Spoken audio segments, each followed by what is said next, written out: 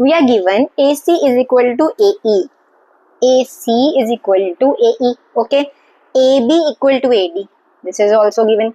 BAD is equal to angle EAC. This BAD is equal to angle EAC. मतलब these two angles are equal. Given. Next, you have to prove that BC. This side BC is equal to DE. Okay. So it means you know which triangles to take. BC will be in this triangle and DE will be in this triangle. If I can draw it here only, let's draw it. This is triangle ABC. When something is not clear, you can draw in rough the triangles which you need to prove is congruent. Okay, this ABC and another triangle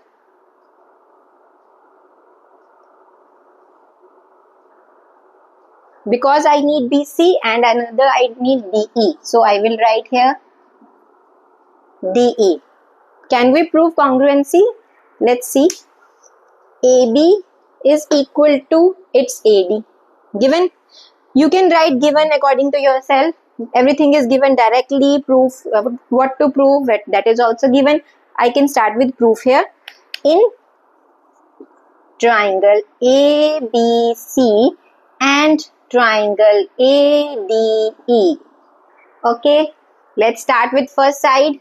What is AB equal to AD? What is the first thing which is given? AB is equal to AD. This is given. Second thing which is given, AC equal to AE. This is also given. AC and AE are equal. This is also already given. Next thing, what is given? Angle BAD. BAD and here angle CAE. No, I need BAC. I need this complete angle. Can we add this to both? Here you can see this angle is missing in both of the angles. Like this. We have D here. Okay. And in this I have also AC. We are given these two angles are equal. Which one? This and this. If I add this angle, my whole triangle will be this, and if I similarly I add this angle into this, my whole figure will be like this. Are you getting me?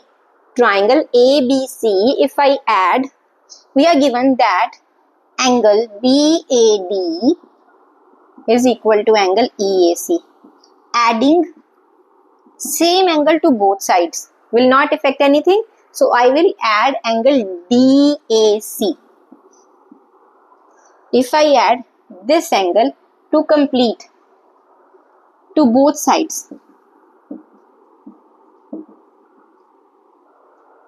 Okay, what will we get? BAD plus DAC will become whole angle which I need, that is BAC. Similarly, in another triangle, if I add this angle to this angle, I need this complete angle for this triangle. So my triangle angle will become BAE. Sorry, BA. I will write it here. BAD plus DAC is equal to angle DAC plus EAC. Angle, okay. BAC, BAD plus DAC equal to BAC is equal to angle DAC plus CAE equal to angle DAE. Okay, DAE, CAE. This is DAE, then BAC. Okay, so it means our triangles are congruent. ABC is congruent to triangle ADE. Next, what we need to prove here? BC equal to DE by CPCT. Clear? Now, whenever you face this kind of question, when you can clearly see that one angle is missing from the angles given equal, okay, so you will get a hint that we can add this angle to both sides. Okay, Let's move to next question. Yes, this is our next question. Question number 7. P is midpoint of AB.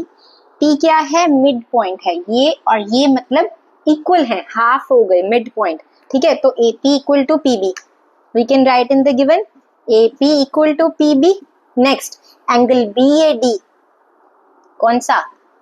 इसको दोबारा से एक बारी करते हैं. Let's see. Angle BAD is equal to angle ABE. ये भी हमें गिवन है. नेक्स्ट, एंगल EPA कौन सा? P एक पॉइंट है, EPA ये वाला एंगल और ये वाला एंगल, ये भी दोनों इक्वल हैं, ये भी गिवन है. अब मैंने आपको लास्ट क्वेश्चन में भी बताया था, जब भी आपको फिगर में कहीं दिखे कि बीच का एंगल छोड़ रहे हैं तो आपने बस उसी को ही पकड़ लेना है और दोनों साइड ऐड कर लेना है. यहीं से आपको हिंट मिल जाएगा. और कॉन्ग्रुएंसी प्रूव करना तो सबको पता ही है. तो let's start with two prove में आप अपने आप लिख सकते हैं in triangle DAP is and triangle EPB. DAP कौन सा? ये वाला DAP जो ट्राइंगल है, इसमें हमें बता दिया ये वाले ट्राइंगल में और ये वाले ट्राइंगल में ये साइड्स इक्वल हमें गिवन है. We can write AP equal to PB. Next, हमें ये एंगल गिवन है, इस ट्राइंगल में ये वाला एंगल गिवन है, ऐसे इस ट्राइंगल में ये वाला एंगल गिवन है. तो हम लिख सकते हैं angle DAP is equal to angle EBP. ठीक है, ये भी हमें क्या है? गिवन है. जो नेक्स्ट थिंग हमें करनी है वो क्या है? अब हम देखेंगे इस ट्राइंगल के अंदर हमें, आप ये वाला एंगल्स लिख के यूज नहीं कर सकते, आपका रॉन्ग हो जाएगा, क्योंकि ये तो इसका हाफ हुआ, हमें तो ये पूरा एंगल चाहिए और इस ट्राइंगल में भी हमें पूरा एंगल चाहिए. तो हम क्या करेंगे? वही चीज ऐड कर देंगे. पहले हम लिखेंगे कि कौन से एंगल्स इक्वल गिवन है हमें, जो है इधर वाला left angle, that is EPA is equal to angle DPB. तो मैं अगर ऐड कर दूं इसमें, adding with centre angle that is EPD to both sides. बस आपने यही ध्यान रखना है कौन सा एंगल ऐड होगा. जो उन्होंने मिस कर रखा है, ये वाला उन्होंने मिस कर रखा था, इसी को आप इधर भी ऐड कर दीजिए तो हमें ये वाला एंगल मिल जाएगा. इधर ऐड कर देंगे तो ये वाला एंगल मिल जाएगा और हमारी चीज प्रूव हो जाएगी. Angle EPA plus angle EPD is equal to angle DPB plus angle EPD. मैंने दोनों साइड उसको ऐड कर दिया तो मेरा एंगल क्या बन गया? कंप्लीट एंगल, ये वाला. What is it's name? DPA is equal to angle EPB. So my triangles are now congruent. We have proved here. कौन सा रूल? जल्दी से रिकॉल कीजिए, कौन सा रूल लगा? एंगल और इनके बीच की साइड है, एंगल और इनके बीच की साइड है AS से. ठीक है, और सेकंड पार्ट हमें जो प्रूव करना है वो इसका पार्ट ही है. इस ट्राइंगल का ये वाला पार्ट है AD और इस ट्राइंगल का ये वाला पार्ट है BE. तो bye CPCT we can write here AD equal to BE by CPCT. Clear to everyone? Let's move to our last question, question number 8. Yes, this is our last question of exercise 7.1 in right triangle ABC. ABC is a right triangle. Right angle at which angle? C. So it means this is a right angle. M is midpoint of hypotenuse AB. AB is the hypotenuse and M is the midpoint. So it means midpoint. So these are half. Okay. C is joined to M produced to B such that DM equal to CM. DM is equal to CM. Okay. Now what to prove? Triangle AMC. This triangle AMC is congruent to its mirror image, that is BMD. We need to prove that. Very easy. Given you can write here yourself. Given to prove. Let's start with the proof directly. Okay, I assume you can write yourself given and to prove. Okay, so let's starting with the proof. First thing which we need to prove, we will take these triangles in triangle AMC and triangle BMD. In AMC, we are given this is equal to this. AM is equal to BM, right? Next, CM is equal to DM. This is also given. Third thing, I have always told you, if you are given two triangles and they have something in common, you can always use them. Okay? या तो एक side common होती है या फिर angle common होता है. इसमें एंगल कॉमन कौन सा है? ये वाला वर्टिकली ऑपोजिट एंगल. या तो कोई एंगल कॉमन गिवन होता है या साइड होती है. अभी थर्ड थिंग क्या है? Vertically opposite angle. इसको भी आप यूज कर सकते हैं. सो माई एंगल AMC में कौन सा एंगल आएगा? AMC equal to angle DMB. Why? Vertically these are given, and this is vertically opposite angles are always equal. Okay, so it means my triangles are congruent now. First thing is proved. Let's move to the second part. करना है DBC is a right angle. इस angle को हमें right angle prove करना है. तो उसके लिए क्या करेंगे? पहले हम देखते हैं कि अगर हमारा ये ट्राइंगल और ये ट्राइंगल दोनों कॉन्ग्रुएंट प्रूव हो चुके हैं, इट मींस इसका ये वाला एंगल, इसको मैं दे देती हूँ एंगल 1, और इसका ये वाला एंगल एंगल 2, ये क्या है? इक्वल है. कैसे? आप देखिए, AMC है और इधर से DMB, इट इज DMB, मतलब इनका ऑर्डर मैटर करता है. इसका मतलब ये एंगल 1 और इधर एंगल 2, ये क्या है? इक्वल है. Can we write here in triangle this AMC, which we have proved congruent already, BMD angle 1 is equal to angle 2 by CPCT. Clear?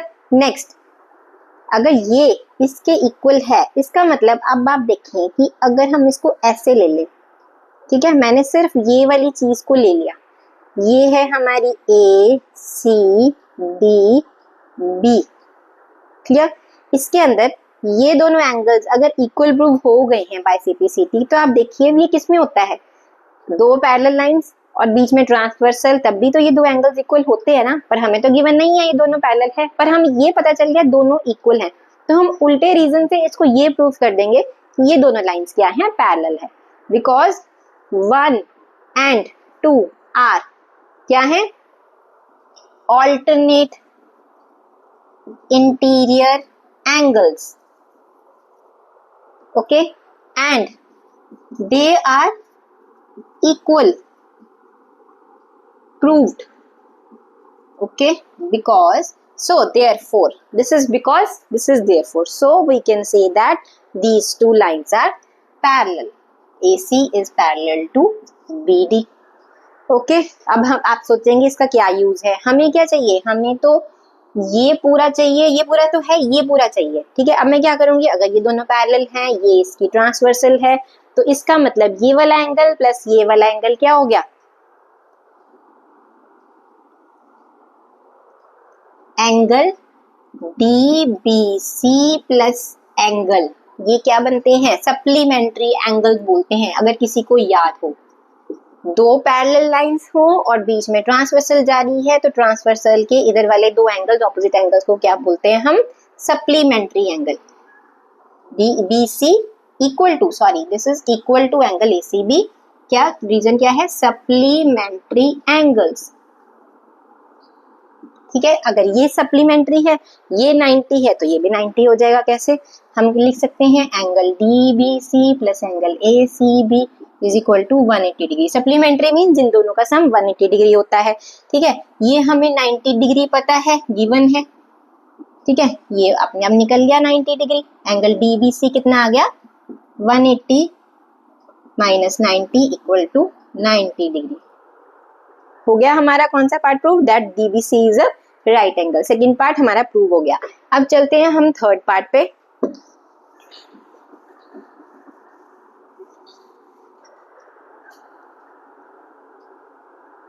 So in our third part हमें क्या prove करना है? Triangle DBC, ये पूरा triangle किसके congruent है? ये वाले पूरे ट्राइंगल के. देखिए हम कैसे, in triangle DBC and triangle ABC क्या हुआ इसमें, हमें पता चल गया ये दोनों एंगल्स इक्वल हैं।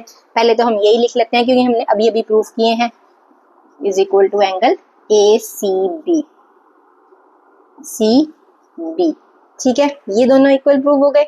और इसमें ये वाली साइड कॉमन है, लिख देते हैं हम BC इक्वल टू BC, ठीक है, और ये वाली साइड भी क्या है, इक्वल है। कैसे, सबसे पहले हमने ये किया था ना, ट्राइंगल्स कॉन्ग्रुएंट प्रूफ किए थे दोनों, तो इसका मतलब हम लिख सकते हैं that DB is equal to AC by CPCT। पहले हमने इनकी कॉन्ग्रुएंसी प्रूफ की थी, इससे ये प्रूव हो गया कि ये तीनों जो दोनों साइड हैं ये भी इक्वल हैं। तो कौन सा रूल लग गया, SAS, ठीक है, रूल लग गया। तो हमारे ट्राइंगल्स क्या प्रूव हो गए, कॉन्ग्रुएंट प्रूव हो गए, SAS। अब लास्ट है हमारा फोर्थ पार्ट। आप देखना पिछले में जो आप भी करते हो उसी को यूज करके हम नेक्स्ट पार्ट हमें प्रूव करना होता है। अब हमें प्रूव करना है कि जो ये CM है, कौन सा, ये CM,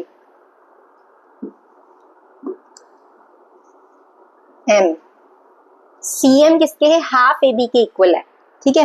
कैसे प्रूव करेंगे, पहले आप लिख सकते हैं कि जो ये वाली साइड है, अभी हमने ट्राइंगल्स को कॉन्ग्रुएंट प्रूव किया, तो मैं लिख सकती हूँ that AB is equal to CD, लिख सकती हूँ। अब हमें गिवन है कि जो M है वो मिड पॉइंट है AB का, तो इसका मतलब, और CD का मिड पॉइंट कौन सा है, ये भी हमें दिया था DM इक्वल टू CM, तो इसको लिख सकते हैं हम CD को क्या लिख सकते हैं, पूरे को, हमें आंसर चाहिए CM के अंदर आंसर चाहिए, तो मैं CD को CM की फॉर्म में लिख देती हूँ, पूरी CD को CM की फॉर्म में लिख देती हूँ, CM प्लस MD लिख सकते हैं, CM प्लस MD पूरी CD बन जाएगी। वो वाली CD की बात नहीं कर रहे, ये वाली CD की बात कर रहे हैं, ठीक है। अब CM क्या होता है, MD भी CM लिख सकते हैं, दोनों इक्वल हैं, ये भी हमें गिवन था। तो मेरा आंसर क्या आ गया, AB इक्वल टू 2CM आ गया, और वही हमें चाहिए था, CM को 2 को इधर ले जाओ, half of AB। You can take a screenshot. Thank you for watching my channel. किसी भी क्वेश्चन में डाउट है please write in the comment box. Thank you.